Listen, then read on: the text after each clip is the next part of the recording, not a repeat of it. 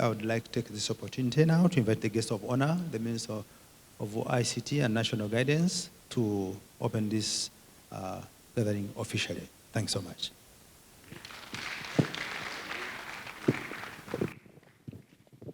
Thank you, the ED of UCC, who are the co-sponsors of this event, the principal of the College of Engineering,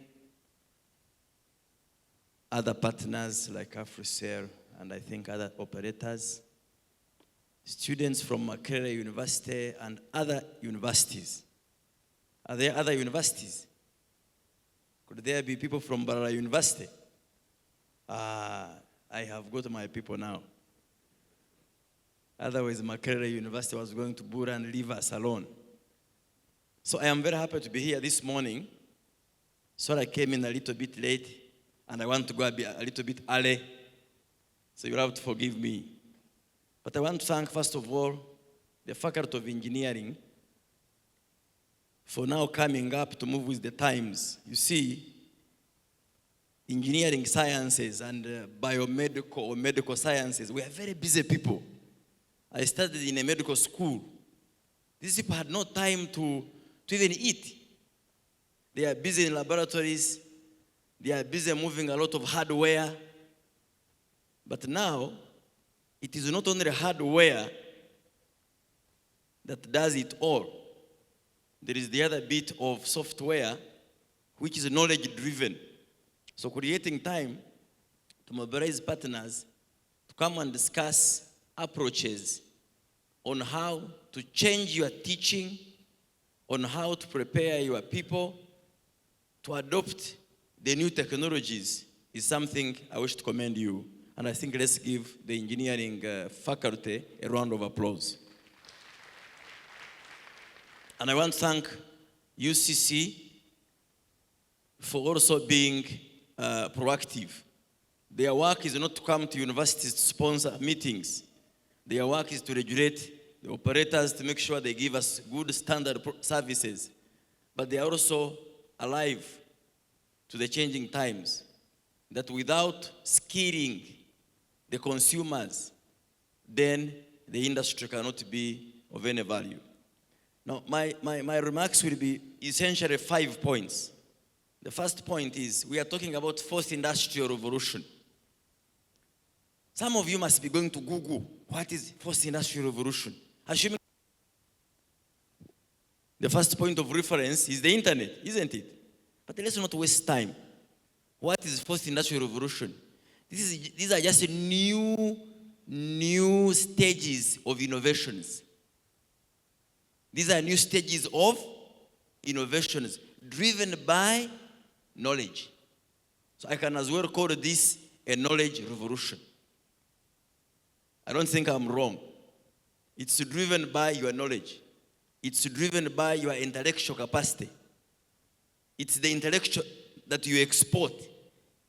Someone sits in Silicon Valley, develops an app using the internet or using certain software and exports it to the world. It becomes a game changer. It revolutionizes how the entire world behaves in a certain sector. So when we talk of the fourth industrial revolution, you don't expect to see a lot of machinery as it was in some other phases of industrialization. People will be asking, what is so special with the fourth industrial? And when we are having debates in policy forums, in cabinet, in parliament, people don't seem to appreciate ICT because they are used to heavy stuff. But when you tell them that the 10 leading global multinational companies, they are not automobile companies anymore. They are ICT companies. They have no fleet of vehicles. They have no fleet of aeroplanes. They have no fleet of railway wagons. They operate in small apartments, but they rule the world. That's the power of knowledge. So essentially, fourth industrial revolution is telling you that in whatever you are doing, advance to another level, powered by your skill to innovate. So to me, the meaning of fourth industry is nothing else but the power to innovate, and to take your innovations to another level. What they call edge-cutting innovations. Now, so the question is, we as Africa and Africans, we as Uganda, how do we prepare ourselves for this era of knowledge products? Point number one, and which is being done now, is skilling and mentorship. That's why I want to thank the operators. I want to thank UCC. I think Nita should also be here. We, government and private sector and even NGOs and partners, we need to come together to discuss the question of mentorship. Yes, I have qualified from Makerere with a Bachelor of Computer Engineering degree. But what product, what solution am I able to take to the market using the power of the knowledge? Okay, I know you are looking forward to be employed as an IT assistant in the ministry. You want to replace Engineer Mutabazi. When he becomes 80, you chase him. But all of you cannot take over Mutabazi's job. It's only one, isn't it? The faculty here is going to produce 100 per year. Mbarara University the same. Nkumba the same. So, you must be able to innovate. This therefore calls for mentorship. The teaching, the skilling must have the bias of mentoring people to innovate. And I want to thank you, because one time we were here, I think at the building here, there was something called some competition. It was by the ICT Association of Makerere. It was purely people were presenting their apps, they were pitching, they were talking science, and they were talking business. Because that's my other point. Unless your solution speaks business, and how does it speak business? It must create a demand. It must be demanded. You get it? It must be demanded. I remember there was a young man there who had an app that sort of, which is like Uber, but this time in a garbage collection. You install an app, at any one point, you will be able to order a garbage collection agency or company. At any time, they will come and sort your house. That's an app. And it's very, very interesting. Someone would say, of all things, why do you think about garbage? Yes, every home produces garbage. Every kiosk produces, rich and poor, there is garbage to collect. Whether you are in Kololo, in that upscale city of part of Kampala, or you are in this place here, near Wandegea, this place, we tried with Musisi to demolish them, but they fought us and we gave up. It's a very bad place I don't like. Katanga, you still produce garbage. So you, the innovator, you must make sure you have market. You must make sure whatever you innovate has a market. WhatsApp. Don't just enjoy WhatsApp, but just think about the innovators of that WhatsApp. Every time you are chatting, the guy is earning money. Just imagine that. So unless your application, unless your innovation penetrates the market nationally, regionally, internationally, the Zuckerbergs of this world are in the making. So my second point was looking at fourth industrial, look at it as nothing else but modern, unique innovations.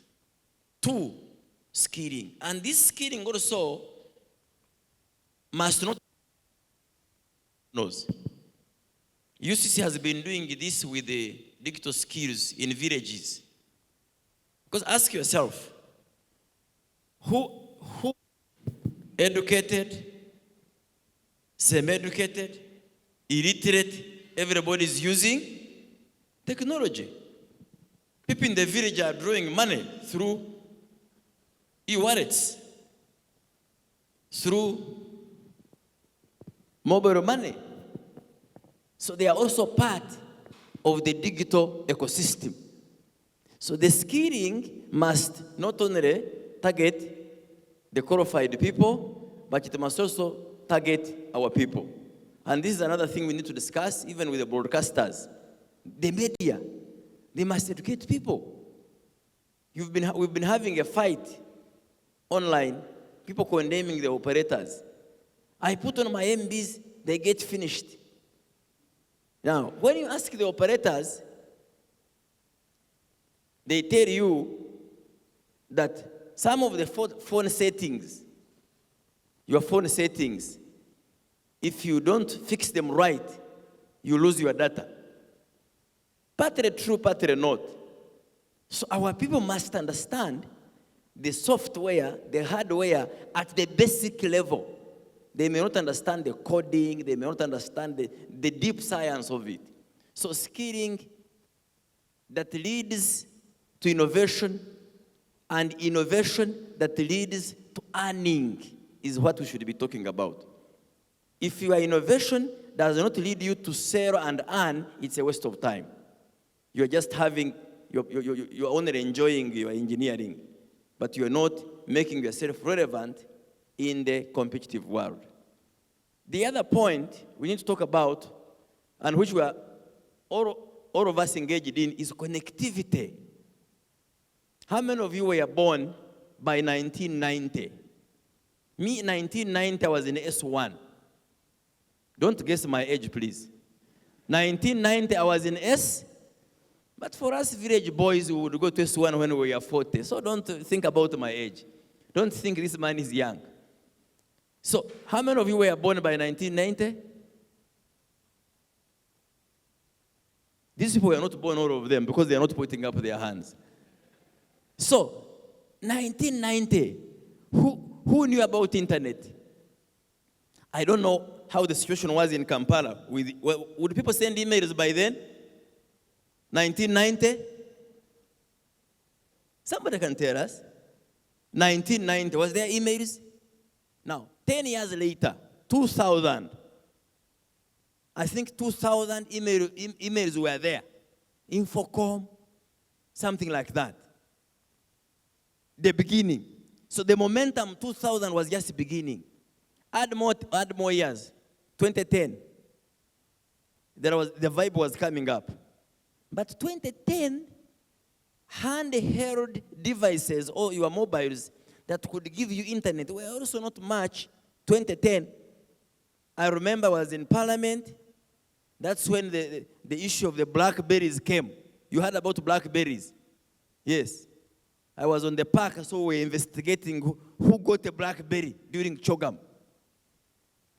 But now, you see the cycle. I wish someone could draw this cycle and you see the evolution of how the digital journey has moved. But now, every phone, even your infamous Katochi, you can connect it. Am I telling a lie? We are now no longer talking of 2G. We want to strangle these operators, to forget 2G, to go to 3G, and even move to 4G, as we all aspire for 5G. So we are no longer talking about quantity, we are now talking about quality of service. Because the power of consumption is too much. When we have kids at home, you hear them talking about gigabytes. This one we will consume the gigabytes. There is more demand. There is more users of the internet. But the question is, you and me, what content have we taken there to trade? Because the internet is a market. The more you innovate, the more you have content that can be demanded on that platform, the more you are in the business. So, connectivity is very important to us as a government. That's why we are joining the private operators to make sure that Karamoji is connected, Kapchorwa is connected, Sebei, Kisori is connected, and not only connected, but reliable connections. And I would also now think that universities and other government agencies should think of, in their budgets, in their budgets, should make internet really almost free all over the campus. This is something UCC and our could discuss with the universities here. Because we must facilitate learning in the dining hall, everywhere. It's no longer the days of going to the library and you are all squeezed there, you can't even talk. You are there talking, you're reading. Okay, you still do it, but everywhere is a learning environment. So connectivity and reliable connectivity and affordable connectivity is a prerequisite for all of these innovations, including the modern ones you call first industrial. Then finally, Makerere University or Chambogo University, what will make Chambogo University or Makerere University or Ministry of Finance to feel secure to procure a system of a Makerere product and not go for an Oracle system? An Oracle system is 20 times expensive than a locally developed system. So what do you think? Of course, there are some complaints we get that there's corruption, they prefer local farms. Partly true, yes. But also, the excuse we get from MDAs is that they cannot expose or risk national resources with the solutions or applications that have not proved their potency or their resilience or their efficacy. So the question we need to discuss in our ecosystem is, how do we make our innovations cyber secure, cyber proof, to be trusted and believed in? This is a discussion Makerere Engineering of Computing, UCC, NITAU, and other players. How do we give confidence to the central bank, for example, that the system you are using can also be developed by our local innovators? Because by doing that, that's how we shall be creating market for all you people. One time, myself and UCC here had a war in Parliament. Parliament was fighting for scratch cards. I wouldn't even want to resurrect the debate. It was very tough. But now it's gone, so we can talk about it. Parliament was having an argument that by telecom operators phasing out scratch cards, people in the villages were suffering. You know, Parliament represents even the most rural, even like myself. When I remove the hat of being a minister, I am a member of Parliament. But for us in our sector, we were simply saying, if I remove scratch cards, I am taking the services online, isn't it? Whom am I giving the market? It's not the telecom operators, because the telecom operators would be more interested to sell more and more, isn't it? But by taking all transactions online, I am empowering and creating opportunities for this e-commerce innovator. Come up with an innovation that will easily avail airtime to everybody on his or her phone at no extra cost, and then maybe you can charge some percentage, which would be much less compared to the cost of printing a scratch card and transporting it to the end user kiosk. So the more we take services online, some people who are used to the traditional ways of doing business will complain. But more services online promotes innovation, brings people to consume their online. And the barriers that are there create opportunities for the innovators. If there were no accidents, which are bad, of course, would people operating breakdown business really get money? Have you seen the motto on this breakdown? You've read? Your problem is my work. You can read. Your problem is so any digital disruption to the citizenry is the work of the innovators. Are we together? Yes. If there is no problem, if NIRA is not having a problem of fixing IDs, then you people won't be employed. You should pray they get more problems and they bring in IT people to fix it. Isn't it? So, innovators must prepare to solve problems. The way doctors fix, supposing we're all not falling sick. Supposing mankind was not falling sick, what would happen? The doctors would pack and go home. So you are the doctors of the IT space. So I want to thank you once again for these meetings. My only appeal is that when you conclude these meetings, document the takeaway issues and direct them to where certain actions can be taken. If it's an issue for government, pass it on to us. If it's an issue you think the telecom operators should do, pass it on to the regulators. If it's an issue for academic reform, pass it on to the Ministry of Education to engage the National Curriculum Development Center. We shouldn't gather to talk for the sake of talking. We should talk to produce desired action points that can be acted on and change what we want to be changed. Thank you so much. I hope I can as well open the conference and wish you fruitful deliberations. I thank you.